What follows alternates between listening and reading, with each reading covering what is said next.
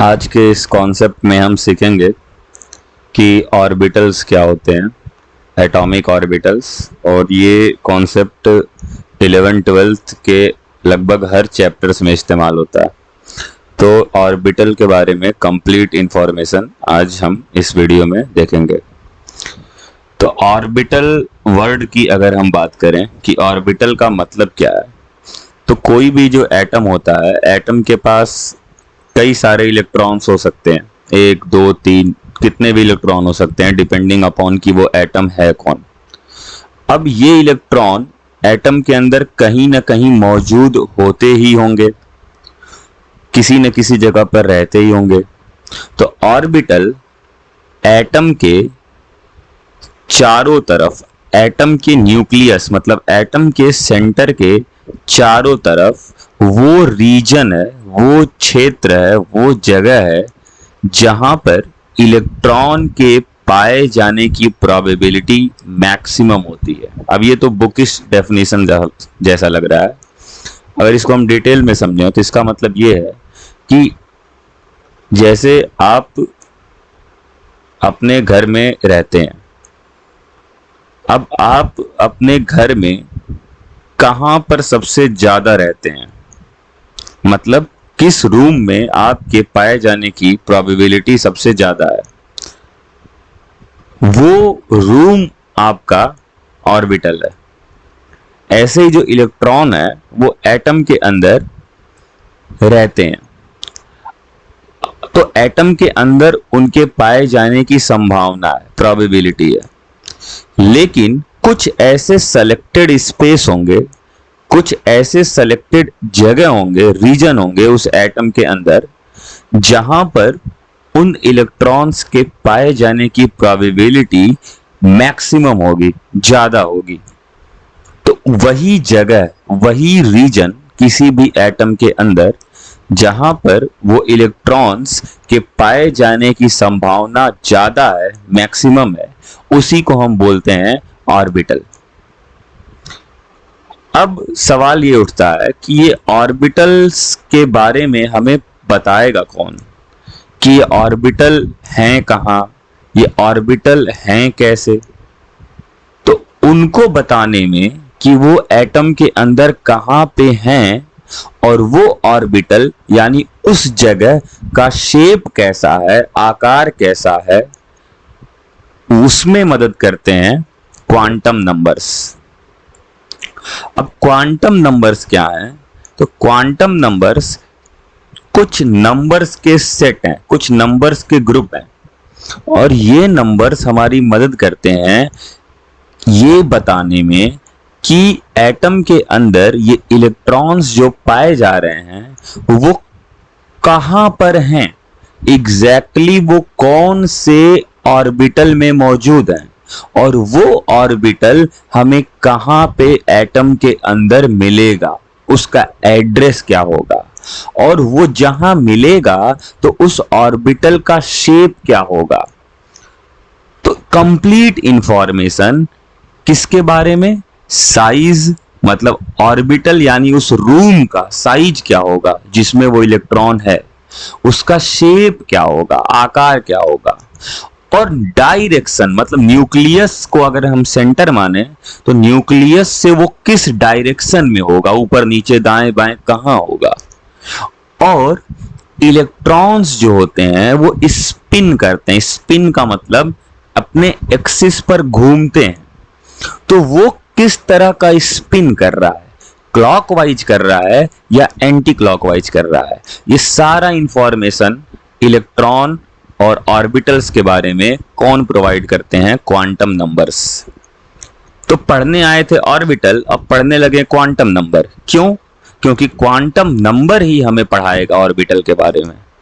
Orbital तो बस वो जगह है जहां पे इलेक्ट्रॉन मिल रहे हैं, लेकिन वो जगह है कैसा, है कहां, किस शेप का है, उसमें मौजूद इलेक्ट्रॉन घूम कैसे रहा है, ये सब कुछ हमें कौन बताएगा? Quantum numbers. Size, shape, direction, spin, everything, all the information about electron will be provided by these set of numbers called as quantum numbers. So there are 4 types of quantum number, 4 तरह के quantum numbers हैं जिनके बारे में हमें यहाँ पर study करनी है।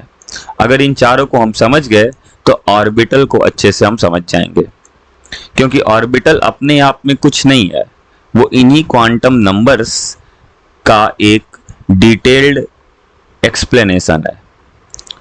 तो जो पहला क्वांटम नंबर है वो है प्रिंसिपल क्वांटम नंबर, और इसका सिंबल है small n।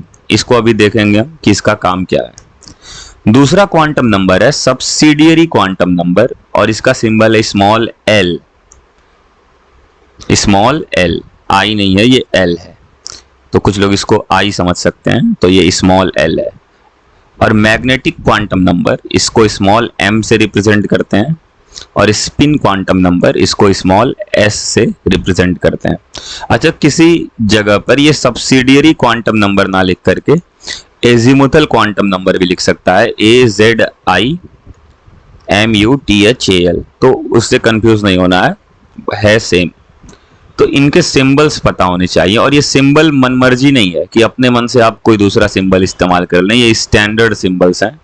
Small n for principal quantum number, small l for subsidiary quantum number, small m for magnetic quantum number, and small s for spin quantum number. All are lower case letters.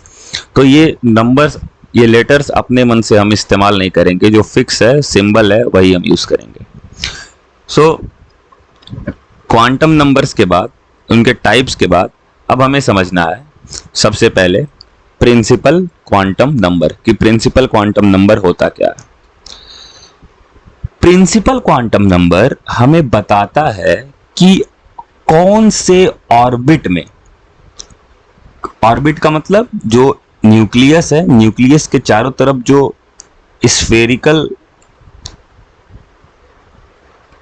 Circuits हैं, जो closed path हैं जिनमें वो electron rotate करते हैं, तो वो कौन से ऑर्बिट में इलेक्ट्रॉन मौजूद है, उसको हम बोलते हैं प्रिंसिपल एनर्जी लेवल। तो प्रिंसिपल क्वांटम नंबर हमें ये बताता है कि वो इलेक्ट्रॉन कौन से ऑर्बिट को बिलोंग करता है। मतलब अगर मैं बोलूं कि n है 1, तो इसका मतलब वो पहले ऑर्बिट को बिलोंग करता है। अगर बोलूं n इक्वल टू 2, तो वो दूसरे ऑर्बिट को, n इक्वल टू 3, तो वो तीसरे ऑर्बिट को बिलोंग करता है। अच्छा, ये ऑर्बिट जैसे जैसे इंक्रीज करेगा नंबर में, जैसे n इक्वल टू 1, 2, 3, 4, तो जैसे जैसे ये ऑर्बिट्स के नंबर बढ़ते जा रहे हैं, मतलब प्रिंसिपल क्वांटम नंबर बढ़ते जा रहा है, मतलब वो इलेक्ट्रॉन न्यूक्लियस से दूर होते जा रहा है। तो प्रिंसिपल क्वांटम नंबर एक तरह से कहा जाए तो ये न्यूक्लियस से कौन सा इलेक्ट्रॉन कितने पास सिचुएटेड है, ये भी हमें बताता है। और अगर इसको हम स्टैंडर्ड तरीके से कहना चाहें तो हम क्या बोल सकते हैं कि ये क्या एक्सप्रेस करता है, द ऑर्बिट और प्रिंसिपल एनर्जी लेवल, ऑर्बिट बोलें या प्रिंसिपल एनर्जी लेवल जिसमें वो इलेक्ट्रॉन मौजूद है। और ये बता क्या रहा है, तो एवरेज डिस्टेंस, मतलब एक डिस्टेंस बता रहा है कि न्यूक्लियस से वो इलेक्ट्रॉन कितनी दूरी पर है। जितना कम होगा n की वैल्यू, 1 होगी तो बहुत नजदीक है, 2 तो उससे थोड़ा दूर, 3 तो उससे थोड़ा दूर। तो और इनका सिंबल क्या है, तो n इक्वल टू 1 2 3 हम इंटीजर इस्तेमाल कर सकते हैं, या हम k l m n o p q ऐसे लेटर्स का भी हम इस्तेमाल कर सकते हैं इसमें। और यहाँ पर एक चीज का हमें ध्यान रखना है कि जितने भी ये शेल या जितने भी ये ऑर्बिट्स हैं, मतलब जो भी ये प्रिंसिपल एनर्जी लेवल है, इन सब की एक डेफिनिट वैल्यू ऑफ एनर्जी है। इन सब की एनर्जी की वैल्यू क्या होती है, कुछ फिक्स होती है।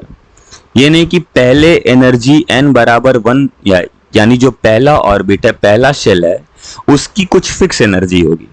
ऐसे जो n बराबर 2 है उसकी कुछ फिक्स एनर्जी होगी, n बराबर 3 है उसकी कुछ फिक्स एनर्जी होगी। हर एक ऑर्बिट की, हर एक प्रिंसिपल एनर्जी लेवल की अपनी एक डेफिनिट एनर्जी होगी, एक फिक्स एनर्जी होगी। और अगर मैं कहता हूं n बराबर 1, तो इलेक्ट्रॉन पहले ऑर्बिट वाले एनर्जी लेवल में मौजूद है। अगर मैं कहता हूं n बराबर 4, तो इलेक्ट्रॉन चौथे ऑर्बिट वाले एनर्जी लेवल में मौजूद है। और एक सिंपल सा यहां पर याद रखिएगा फैक्ट कि जैसे जैसे हम n की वैल्यू को इंक्रीज करते हैं वैसे वैसे जो एनर्जी है उसकी वो भी इंक्रीज होती है। मतलब n और एनर्जी दोनों आपस में क्या है, डायरेक्टली प्रोपोर्शनल। तो अगर हमसे कोई पूछे वो कौन सा क्वांटम नंबर है जो हमें इलेक्ट्रॉन के एनर्जी के बारे में इंफॉर्मेशन देता है, तो वो है प्रिंसिपल क्वांटम नंबर। क्योंकि प्रिंसिपल क्वांटम नंबर बताएगा ऑर्बिट के बारे में। हर ऑर्बिट किससे एसोसिएटेड है, एक डेफिनिट एनर्जी लेवल से, इसीलिए उसको हम प्रिंसिपल एनर्जी लेवल या ऑर्बिट्स या शेल इस नाम से जानते हैं। अब जो कैसे हम फाइंड करेंगे उसकी एनर्जी क्या है, तो उसके लिए बोर्स एटॉमिक मॉडल जब आप पढ़ेंगे तो वहां पर एक फॉर्मूला बताया जाएगा, तो उसकी मदद से हम फाइंड करेंगे। फिलहाल that is not the point of discussion. हमें ये समझना है कि ये प्रिंसिपल क्वांटम नंबर बता क्या रहा है, तो ये बता रहा है कि इलेक्ट्रॉन कौन से ऑर्बिट या शेल में मौजूद है, और उस नंबर का, उस ऑर्बिट के संख्या का 1 2 3 का इस्तेमाल करके हम क्या फाइंड कर सकते हैं, उसकी एनर्जी लेवल को। क्योंकि हर ऑर्बिट की एनर्जी लेवल क्या होती है, एटम के अंदर डेफिनिट होती है। नेक्स्ट है सब्सिडियरी क्वांटम नंबर। अच्छा, अब ये सब्सिडियरी क्वांटम नंबर क्या है, तो सब्सिडियरी क्वांटम नंबर ये बताएगा कि जो वो एनर्जी लेवल में मौजूद है इलेक्ट्रॉन, चाहे n बराबर 1 में, n बराबर 2 में, n बराबर 3 में, जिस भी एनर्जी लेवल में इलेक्ट्रॉन वो था, उसका शेप क्या है, उसका आकार क्या है। मतलब प्रिंसिपल क्वांटम नंबर ये तो बता दिया कि जाओ पहले ऑर्बिट में ढूंढ लेना, दूसरे ऑर्बिट में है, तीसरे ऑर्बिट में है, उसकी एनर्जी लेवल ये है। लेकिन अब वो जहां है, जिस घर में है, जिस ऑर्बिटल में है, उस ऑर्बिटल का शेप क्या है, आकार क्या है, वो स्फेरिकल है कि किसी और शेप में है, ये कौन बताएगा, तो ये बताएगा सब्सिडियरी क्वांटम नंबर। और सब्सिडियरी क्वांटम नंबर को डिनोट किससे करते हैं, स्मॉल एल से। अच्छा, स्मॉल एल की वैल्यू क्या होती है मैथमेटिकली, तो इसकी वैल्यू 0 से चालू होती है और n-1 तक जाती है। मतलब अगर मैं ये कहूं कि हम n बराबर 4 में है, प्रिंसिपल क्वांटम नंबर है अगर 4, मतलब हम 4th एनर्जी लेवल में है या ऑर्बिट संख्या 4 में है, तो बताओ l की क्या वैल्यू होगी। तो l 0 से गिनना स्टार्ट करो, 0 1 2 3, 3 तक रुक जाएंगे, n-1 तक रुक जाएंगे। अगर 4 में है तो 3 तक गिनेंगे, 0 से गिनना है। अगर हम पूछें n बराबर 3 में l की कितनी वैल्यूज होंगी, तो l की वैल्यू होगी n बराबर 3 में 0 1 2 3-1 तक, n-1 तक। अच्छा, ये नंबर, ये 0 1 2 का हम क्या करेंगे, अचार डालेंगे, नहीं। 0 बताएगा, अभी हम देखेंगे, एक खास तरह के शेप को। 1 बताएगा एक खास तरह के शेप को। 2 बताएगा एक स्पेशल टाइप ऑफ शेप को। मतलब हर एक नंबर अलग अलग शेप को डिनोट करेंगे। अभी नाम नहीं लूंगा मैं उनका, अभी आगे आएंगे वो शेप के क्या नाम है। हर एक एल का जो ये नंबर आ रहा है 0 1 2, ये अलग अलग शेप ऑफ ऑर्बिटल्स को डिनोट करेंगे। ऑर्बिटल मतलब वो रूम जिसमें इलेक्ट्रॉन मौजूद है, उस रूम का क्या शेप है, उस रूम के शेप को ये 0 1 2 3 ये जो नंबर आ रहे हैं एल के, ये बताएंगे। तो अगर मैं कहता हूं इलेक्ट्रॉन n बराबर 2 में है, इसका मतलब दूसरे ऑर्बिट में है, दूसरे प्रिंसिपल एनर्जी लेवल में है। अब उसमें भी कह दूं कि तुम n बराबर 2 में जाओ और l बराबर 1 में जाओ, तो इसका मतलब मैं 1 वाले शेप में जाऊंगा। अच्छा, 1 अब कौन से शेप को डिनोट करता है, तो अभी आगे आएगा स्लाइड में। वो 0 कौन से शेप को डिनोट करता है, तो वो भी आगे आएगा अभी। सॉरी। नेक्स्ट है मैग्नेटिक क्वांटम नंबर। अच्छा, अब ये मैग्नेटिक क्वांटम नंबर का मतलब है कि कोई मुझे ये बताए कि ओरिजिन से, मतलब न्यूक्लियस से मुझे किधर जाना है, किस डायरेक्शन में जाना है, तो मुझे वो ऑर्बिटल मिलेगा। डायरेक्शन का मतलब मैथमेटिक्स में या किसी ज्योमेट्री में केवल 3 डायमेंशंस होते हैं, और उन डायमेंशंस का इस्तेमाल करके हम अलग अलग डायरेक्शंस में मूव कर सकते हैं। एक्स एक्सिस, वाई एक्सिस और जेड एक्सिस। तो जैसे अपने डेली लाइफ में हम बात करते हैं कि यहां से नॉर्थ में चले जाओ तो ये पड़ेगा, साउथ में चले जाओ तो ये पड़ेगा, ईस्ट में चले जाओ तो ये पड़ेगा, नॉर्थ ईस्ट में चले जाओ तो ये पड़ेगा। ऐसे ही मैग्नेटिक क्वांटम नंबर हमें बताता है कि न्यूक्लियस से हमें किस डायरेक्शन में जाना है। एक्स एक्सिस की ओर जाना है, उसमें भी पॉजिटिव एक्स एक्सिस की ओर जाना है कि निगेटिव एक्स एक्सिस की ओर जाना है, कि वाई एक्सिस की ओर जाना है, कि पॉजिटिव जेड की ओर, कि निगेटिव जेड की ओर। तो हम उस ऑर्बिटल तक पहुंचेंगे, उस रूम तक पहुंचेंगे जहां पे इलेक्ट्रॉन है। अब वो मैग्नेटिक क्वांटम नंबर भी कुछ वैल्यूज हैं जिनका एक कोड है जो अलग अलग एक्सिस को, अलग अलग डायरेक्शन को रिप्रेजेंट करते हैं। और m की जो वैल्यू है, मतलब मैग्नेटिक क्वांटम नंबर की जो वैल्यू है, वो कहां से कहां तक होती है? तो ये वैल्यू होती है -L से, ये L है, 1 नहीं है, -L से +L तक। अब ये -L से +L का क्या मतलब है? मतलब अगर मैं कहता हूं कि L की वैल्यू है 2, तो M की वैल्यू क्या होगी? -2, -1, 0, +1, +2। मतलब -2 से चालू करेंगे, +2 तक गिन लेंगे। अगर मैं कहता हूं कि L की वैल्यू है 3, तो M की वैल्यू क्या होगी? -3, -2, -1, 0, +1, +2, +3। अगर मैं कहता हूं L की वैल्यू है 0, तो M की वैल्यू बस एक ही वैल्यू होगी, वो होगी 0। अच्छा, ये अलग अलग वैल्यू का क्या मतलब है? ये सब अलग अलग एक्सिस को, अलग अलग डायरेक्शन को रिप्रेजेंट कर रहे हैं। कोई एक्स एक्सिस को, तो कोई वाई एक्सिस को, तो कोई जेड को, तो कोई एक्स और वाई के बीच की जगह को, तो कोई वाई और जेड के बीच की जगह को। अभी हम देखेंगे कि इन कोड का, इन नंबर का मतलब क्या होता है। नेक्स्ट है स्पिन क्वांटम नंबर। अब स्पिन क्वांटम नंबर ये तो सबसे इजी है और ये सबसे बाद में डिस्कवर, मतलब कैलकुलेट किया गया था उन सभी क्वांटम नंबर्स के बाद में।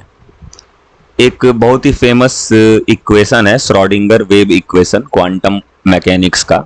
तो हायर स्टडीज में जब आप जाएंगे तो उस क्वांटम मैकेनिकल इक्वेशन को, जब श्रोडिंगर इक्वेशन को हम सॉल्व करते हैं तो कुछ सॉल्यूशंस मिलते हैं। उन्हीं सॉल्यूशंस से बनाया गया है ये क्वांटम नंबर।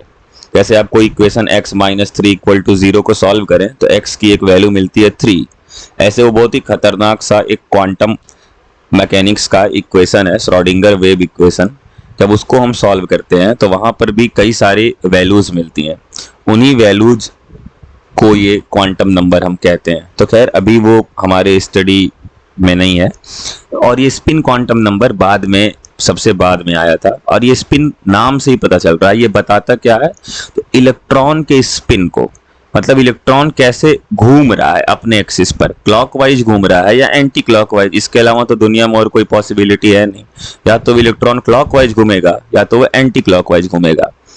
तो जो इलेक्ट्रॉन अपने रूम में मौजूद है, मतलब अपने ऑर्बिटल में मौजूद है, वो कैसे रोटेट कर रहा है? अगर क्लॉकवाइज रोटेट कर रहा है तो हम उसको +½ और एंटी क्लॉकवाइज रोटेट कर रहा है तो -½ से डिनोट करते हैं। देखो ये हर एक नंबर जो है ये कोड है।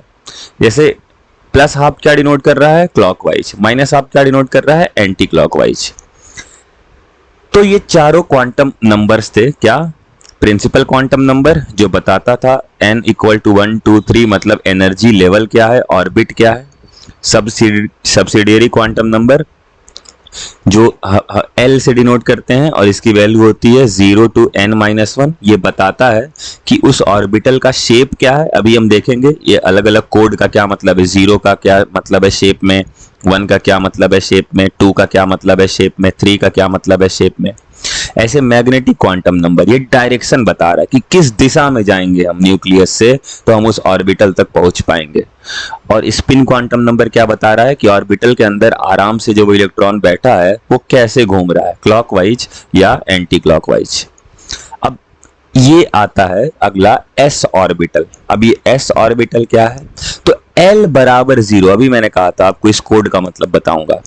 L = 0 अगर हम लिख देते हैं तो इसका मतलब होता है कि हमारा इलेक्ट्रॉन s ऑर्बिटल में मौजूद है। और s ऑर्बिटल का शेप कैसा होता है? तो स्फेरिकल। कैसा शेप होता है? Spherical shape. मतलब उस रूम का आकार क्या है जिसमें इलेक्ट्रॉन बैठा है। अगर मुझे स्फेरिकल आकार बताना है तो मुझे और कुछ नहीं करना है, बस l बराबर क्या लिख देना है? 0। तो अगर मैं कहता हूं n बराबर 2, l बराबर 0, तो n बराबर 2 का मतलब आप दूसरे ऑर्बिट में जाइए, और l बराबर 0 का मतलब उस रूम में जाइए जो स्फेरिकल दिखे, बाकी रूम को छोड़ दीजिए। मतलब मैं 2 में गया और 2 के अंदर s में गया। अगर मैं कहता हूं n बराबर 2, l बराबर 1, तो अभी n बराबर 2 है तो दूसरे ऑर्बिट में जाइए, लेकिन l बराबर 1 है तो s में नहीं, तो आप p में जाइए। अब ये p क्या है? p का सिंबल है l बराबर 1। इसका एक अपना अलग शेप होगा, s का अपना एक अलग शेप है। s के लिए कोड क्या है? 0, l बराबर 0। और इसका शेप कैसा है? तो ऐसा है, स्फेरिकल। कैसा शेप है ये? स्फेरिकल। जैसे ये 1s है, 1s का मतलब ये पहले ऑर्बिट का s वाला रूम है। ये 2s है, ये दूसरे ऑर्बिट का s वाला रूम है। और ये 3s है, तीसरे ऑर्बिट का s वाला रूम है। तीनों रूम का शेप सेम है, लेकिन आकार ये छोटा, उससे बड़ा, उससे बड़ा। क्यों? क्योंकि n की वैल्यू बढ़ती जा रही है। ये पहले ऑर्बिट का है, दूसरे ऑर्बिट का है, तीसरे ऑर्बिट का है। तो l तो बस शेप बताता है, तीनों s शेप में है, मतलब तीनों ही क्या है? स्फेरिकल। अच्छा, अब l बराबर 1, तो l बराबर 1 हमें बताता है क्या? p ऑर्बिटल के बारे में। अच्छा, p ऑर्बिटल में यहां पर हमें इसके शेप के बारे में देखना है, तो उससे पहले जानना पड़ेगा हमें एक चीज। अच्छा, एक अभी कॉन्सेप्ट बताया, अगर l की वैल्यू 1 है तो m की वैल्यू क्या होगी?